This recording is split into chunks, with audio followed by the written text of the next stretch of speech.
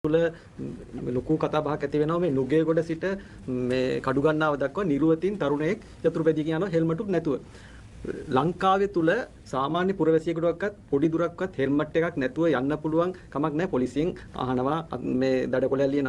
මෙහෙම වෙන්නේ කොහොමද? පොලිසිය මේ හැම මාර්ගයකම ඉද්දි කොහොමද මෙහෙම තරුණයෙක් මේ ආකාරයෙන් යන්නේ? ඇයි පොලිසිය දැක්කේ නැද්ද?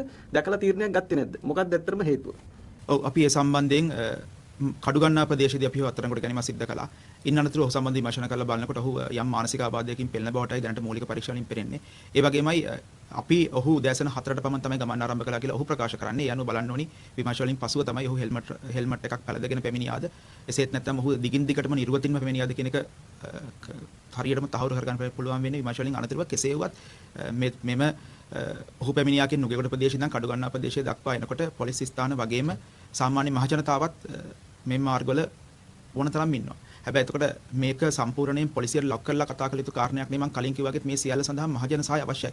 නමුත් එතකොට අපිට කිසිම තොරතුරක්වත් ලැබුණේ නැහැ මහජනතාව විසින් මෙවැනි කටයුත්තක් සිදු වෙන බවට. ඉන් අනතුරුවත් පොලිස් නිලධාරීන් විසින්ම තමයි මාවනෑල ප්‍රදේශයේදී ඔහු නැවතීම සඳහා ඔහුට නියෝග දුන්නත් ඔහු නැවතුනේ නැතුව ඔහු පලා යනකොට නැවත වතාවක් ඉදිරියේ තියෙන පොලිස් ස්ථානයට දැනුම් දීලා ඔහුව අත්අඩංගුවට ගැනීම සිදු කළේ පොලිස් නිලධාරීන් විසින්මයි. ඉතින් ඒ වගේ ඉතින් මෙවැනි කටයුතු පාලනය කිරීම සඳහා මහජනතාවගේ සහායත් අපිට අවශ්‍යයි. මම දිගින් දිගටම කියන්නේ එකයි අපරාධ සහ මෙවැනි කටයුතු කරලා සමාජය අපිට හොඳින් තියාගන්න නැත්නම් සමාජයේ යහපැවැත්ම තියාගන්න නම් මහජනතාවත් අපිට සහාය ලබා දෙන්න ඕනේ.